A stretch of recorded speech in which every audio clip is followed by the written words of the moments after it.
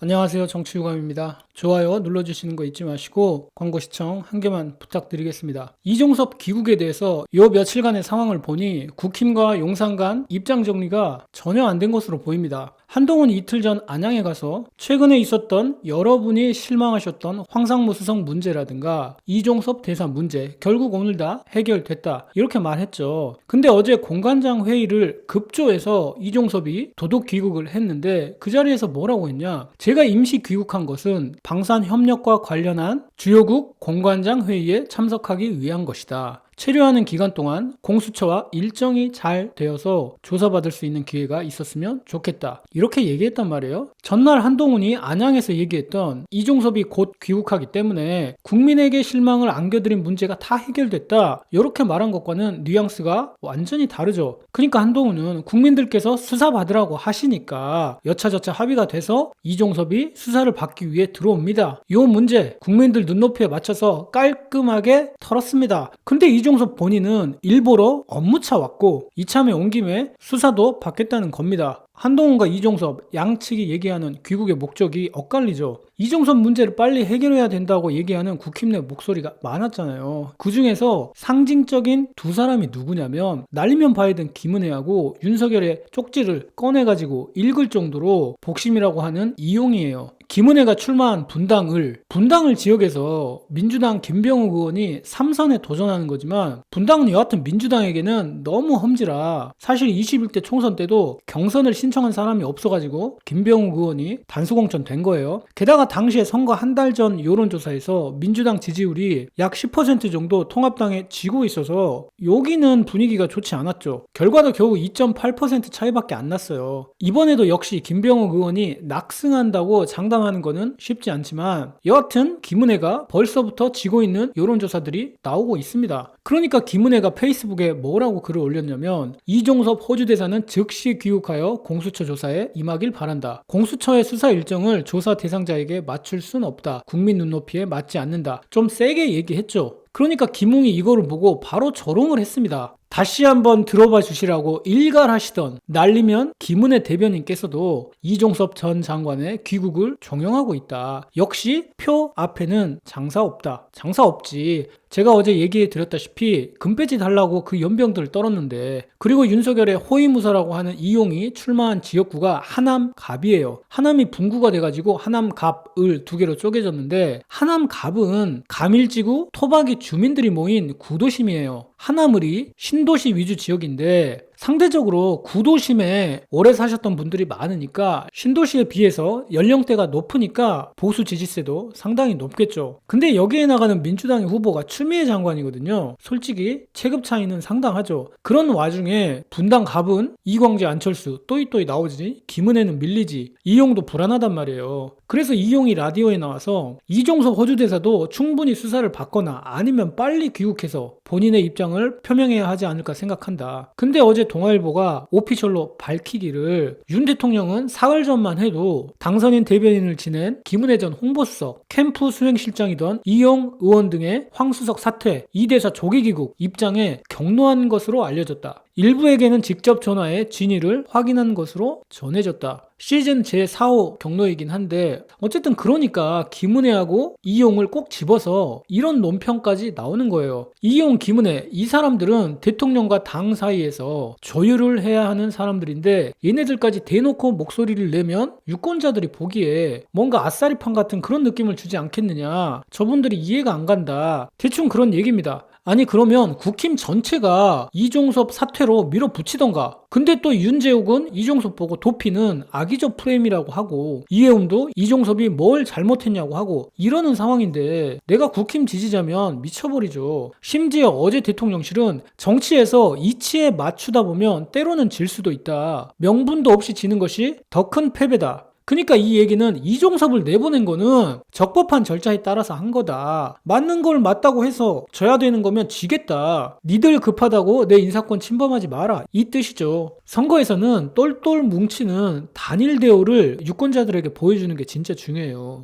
속마음은 그렇지 않더라도 따로따로 노는, 각자 논다는 이런 느낌을 줘서는 안 되거든요. 민주당에 그런 느낌을 주려고 친명 횡재, 비명 횡사, 공천 갈등 이 프레임으로 공격을 했잖아요. 그래서 실제로 누구의 공천이 잘못됐냐 이렇게 여론조사를 하면 민주당 보고 잘못됐다고 응답하는 비율이 더 높아요. 이거는 물론 언론의 보도 횟수에 대한 공평성의 문제긴 합니다. 민주당 공천이 잘못됐다고 하기에는 국힘이 더 개판이니까 실제 선거에는 거의 영향을 못 미칩니다. 항상 모든 문제는 상대적인 거죠. 그래서 선거가 다가오니까 국힘 얘들은 상식적이 돼가는데 윤석열은 왜 이렇게 비상식적으로 이종섭을 감싸고 돌까? 근데 이종섭은 사실상 끝났습니다. 이종섭이 감옥에 가는 거는 거의 확실해요. 그러면 이제 남은 거는 지가 다 뒤집어 쓰던가 아니면 외압을 지시한 사람을 불던가 지시한 사람이 있다면. 제가 왜 이렇게까지 얘기하냐면 어제 박정훈 대령의 항명과 상관 명예훼손 혐의에 대한 공판이 열렸습니다. 항명은 김기한 사령관이 이첩을 보류하라는 명령을 내렸는데 그걸 어겼다. 그리고 허위사실로 상관인 국방부 장관의 명예를 훼손했다는 거예요. 명예훼손은 수사외압에 대한 실체가 밝혀지면 알아서 해결되는 문제이기 때문에 그 부분은 제쳐두고요. 어제 증인으로 출석한 해병대 관계자들의 사건 실체를 밝히는데 핵심적인 증언들이 있었습니다. 박정훈 대령이 사건 이첩 보류 명령을 어겼다는 건데 그 명령을 내린 사람이 김계환 사령관이에요. 공소장에 그렇게 기재되어 있습니다. 즉 이 말은 이첩 보류 명령을 누가 내렸냐? 이 부분이 가장 중요한 핵심인데 당시 박정훈 대령이 이종섭 전 국방장관으로부터 수사 결과 보고서에 결재를 받았던 그 회의, 또 그 다음날 수사보고서 언론 브리핑이 이종섭의 지시로 취소된 후에 김계한 사령관이 주재한 대책회의에도 참석했던 이윤세 해병대 정훈실장이 명령 발권자에 대한 핵심 증언을 했습니다. 뭐라고 했냐면 사건의 경찰 이첩을 보류하라는 명령권자는 이종섭 당시 국방부 장관이었다. 지금 해병대 수사외압의 실체에 있어서 우리가 찾는 게 이거잖아요. 근데 핵심 관계자가 이종섭이 실제 명령을 내린 당사자였다고 증언을 한 겁니다. 김계한 사령관이 이 명령의 발령권자가 아니라고 생각한다. 이첩 보류를 최초로 지시한 건 국방부 장관이었고 장관의 지시를 김 사령관이 수명을 했고 수명 단계에서 해병대 참모들이 논의해 지난해 8월 1일 장관의 지시를 수명하고 명령을 이행하겠다고 결심한 것이다. 즉 이 말은 군 검찰이 박정훈 대령을 기소하면서 공소장에 적었던 항명 혐의 김계환 사령관의 이첩 보류 명령을 지시했다는 내용과 맞지 않는 겁니다. 또 한 가지 날짜가 굉장히 중요한데 군 검찰이 박정훈 대령을 기소하면서 7월 31일 김계한 사령관의 이첩 보류 명령을 어겼다고 적었거든요. 그러니까 7월 31일에는 김계한 사령관이 박정훈 대령한테 이첩하지 마라고 반드시 명령을 내렸어야만 해요. 근데 김계한 사령관의 당시 메모장 그리고 텔레그램에는 이것과는 정반대되는 정황들이 있습니다. 김계한 사령관의 메모에는 본인이 지운 메모하고 안 지운 메모하고 두 부분이 있는데 안 지운 부분은 박진희 군사보좌관하고 나눈 텔레그램 대화방에 그 내용이 거의 그대로 보내졌어요. 군사보좌관은 장관을 가장 가까이서 보좌하는 장관과 군 사이 연락을 담당합니다.